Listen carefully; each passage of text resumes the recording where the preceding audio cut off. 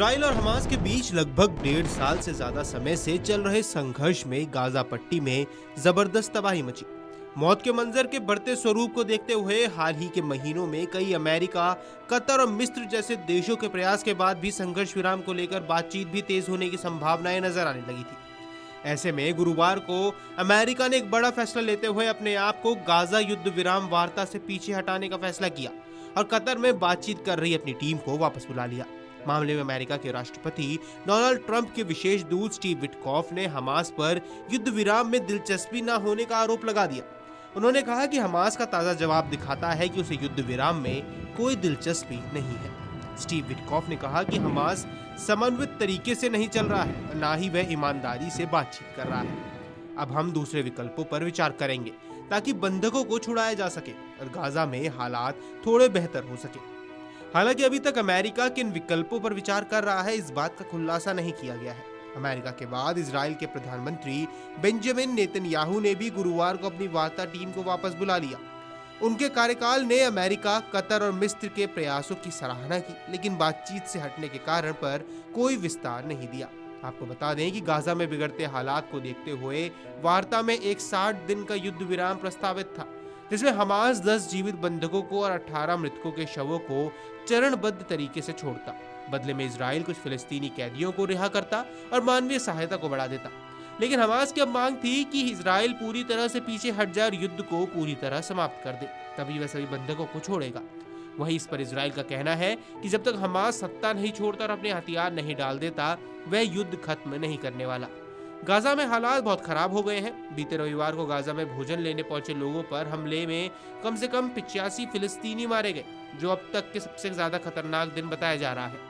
कई हफ्तों से कतर में इजराइल और हमास के बीच बातचीत भी चल रही थी, लेकिन हल्की प्रगति हुई थी, लेकिन कोई ठोस समझौता नहीं हो पा रहा था। मुख्य विवाद यह है कि युद्ध विराम के बाद इजरायली सेना को किस हद तक पीछे हटना होगा। इस पर डोनाल्ड ट्रंप ने खुद को शांति स्थापित करने वाला नेता बताने की कोशिश की थी और इसलिए ये इस वार्ता में भी शामिल हुए थे। उन्होंने इससे पहले इजरायली प्रधानमंत्री बेंजामिन नेतन्याहू से व्हाइट हाउस में मुलाकात की थी, लेकिन कोई ठोस सफलता नहीं मिल पाई थी। ट्रंप ने रूस यूक्रेन युद्ध को भी जल्द खत्म करने का वादा किया था, लेकिन उसमें भी खास प्रगति अब तक नहीं हो पाई है। गाजा में स्थिति बेहद खराब है। संयुक्त राष्ट्र के मुताबिक करीब 1 लाख महिलाएं, बच्चे गंभीर कुपोषण का शिकार हैं। गाजा के स्वास्थ्य मंत्रालय ने भी भूख से मौत के मामले में वृद्धि की पुष्टि की है। इस संघर्ष में गाजा की बदहाल होती स्थिति को लेकर 28 पश्चिमी देशों ने इजराइल की निंदा करते हुए युद्ध को समाप्त करने की मांग की है। 100 से ज्यादा मानवाधिकार और सहायता संगठनों ने भी कहा कि वहां के लोग भूख से मर रहे हैं और मदद नहीं पहुंच पा रही है।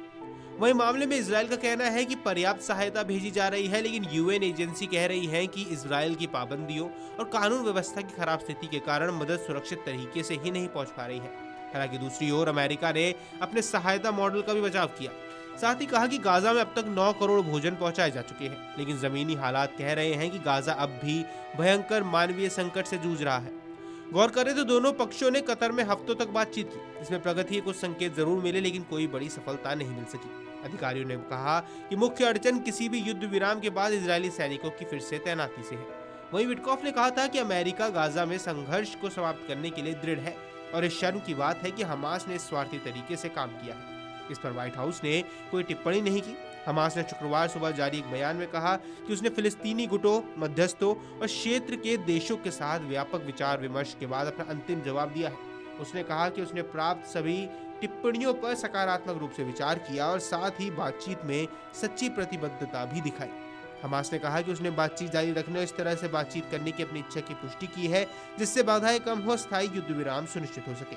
उधर गुरुवार की शुरुआत में इजरायली प्रधानमंत्री बेंजामिन नेतन्याहू के कार्यालय ने हमास की प्रतिक्रिया के मद्देनजर अपनी टीम वार्ता वापस बुला ली। एक संक्षिप्त बयान में नेतन्याहू के कार्यालय ने विटकॉफ और अन्य मध्यस्थों, कतर और मिस्र के प्रयासों की सराहना की, लेकिन कोई और विवरण नहीं दिया। चर्चा में चल रहे समझौते में शुरुआती 60 दिनों का युद्ध विराम शामिल होने की उम्मीद थी। इसमें हमास इजराइल द्वारा बंदी बंधकों और 18 अन्य के अवशेषों के चरणों में रिहा करेगी। सहायता आपूर्ति बढ़ाई जाएगी और दोनों पक्ष एक स्थायी युद्ध विराम पर बातचीत करने को तैयार होंगे। Video desk amarujala.com।